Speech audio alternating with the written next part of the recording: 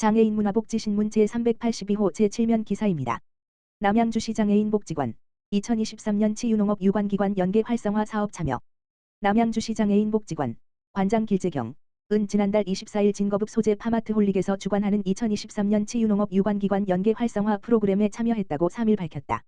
이번 프로그램은 남양주시 농업기술센터 농생명정책과에서 지원하고 파마트홀릭에서 주관하는 사업으로 다양한 치유농업 활동을 통해 장애인의 치유농업에 대한 경험의 기회를 확대하고 정신적 육체적 건강을 회복하기 위해 마련됐다.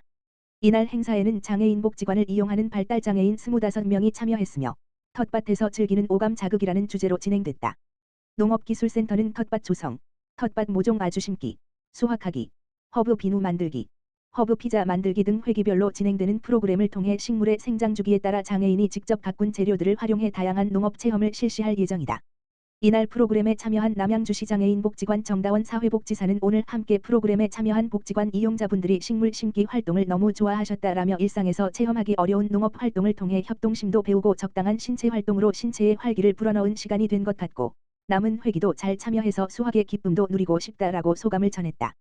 한편 올해 치유농업 유관기관 연계 활성화 사업은 지난달 시작해 오는 10월까지 총 7회기에 걸쳐 진행되며 남양주시 장애인 복지관을 비롯해 남양주시 노인복지관, 해피누리 노인복지관 두 개소도 함께 참여해 장애인 및 노인의 치유농업 활동을 적극 활성화할 계획이다.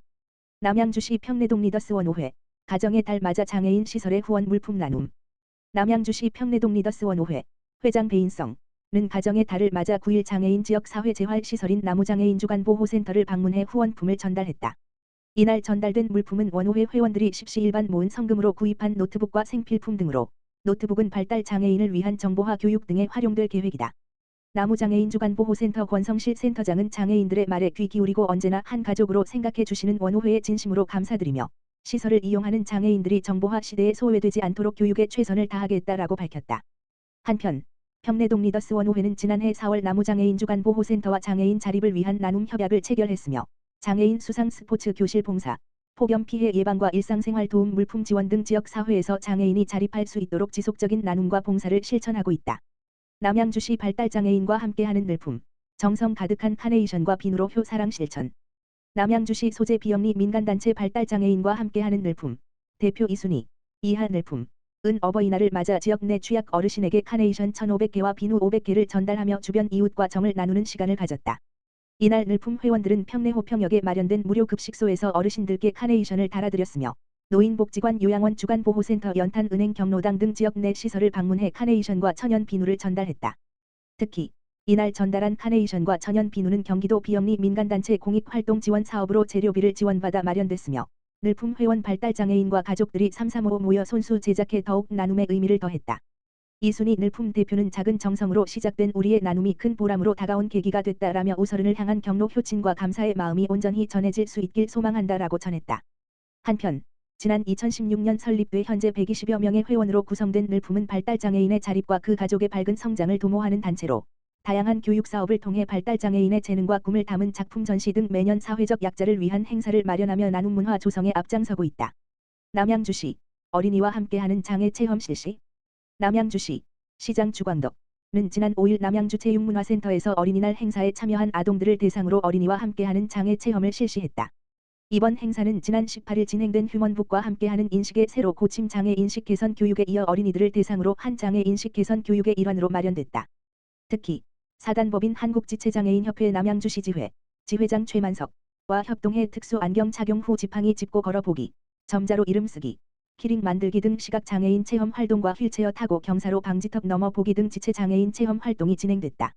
행사에 참여한 어린이들은 그동안 잘 모르고 있던 여러 장애를 배우면서 다양한 장애 체험을 통해 장애인이 일상생활에서 겪는 어려움을 체험하고 편의 시설에 대한 긍정적 인식 변화와 함께 장애인을 이해해보는 시간을 가졌다. 최재웅 복지국장은 행사에 참여한 어린이들이 낯선 경험을 통해 장애인을 이해하고 장애인에 대한 배려심을 키울 수 있길 바란다라며 앞으로 우리나라의 주역이 될 꿈나무들이 장애에 대한 깊은 이해와 공감을 바탕으로 서로 배려하며 살아갈 수 있는 따뜻한 사회를 만들어 가길 기대한다라고 전했다. 동두천시 교통분야법정 계획 수립 용역 중간보고회 개최.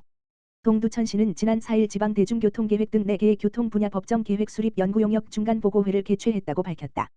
이번 용역은 동두천시 교통정책 전반에 대한 개선 방안 도출과 안전하고 편리한 교통체계 구축을 위한 법정 계획을 수립하기 위한 목적으로 대중교통 활성화를 위한 부문별 계획을 제시하는 지방 대중교통계획, 교통안전에 대한 추진 전략 및 중장기 시행 계획을 수립하는 교통안전 기본계획, 어린이, 노약자, 장애인 등 교통약자에게 안전하고 편리한 이동환경 조성 전략을 수립하는 교통약자 이동편의 증진 계획, 교통발전을 위한 기본 전략과 정책 구상을 제시하는 도시교통정비 기본계획 및 중기계획 등 4개의 계획을 다루었다.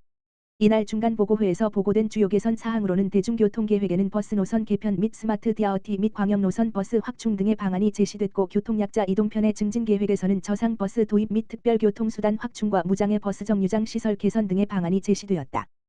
또 도시교통정비계획에서는 첨단 교통시스템 도입 및 확대와 환승시설 등 인프라 구축 등의 방안이 제시되었으며, 교통안전기본계획에서는 교통사고 예방을 위한 원인 분석과 사고 누적 지점 개선을 위한 도로시설 안전도 개선 및 정비 방안과 연차별 투자계획이 제시됐다.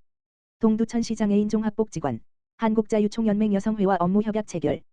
동두천시장애인 종합복지관 관장 윤대중, 은 지난 8일 복지관의 신규 자원봉사단체인 한국자유총연맹 동두천시지회 여성회 회장 허순옥 와 업무협약을 체결했다고 밝혔다.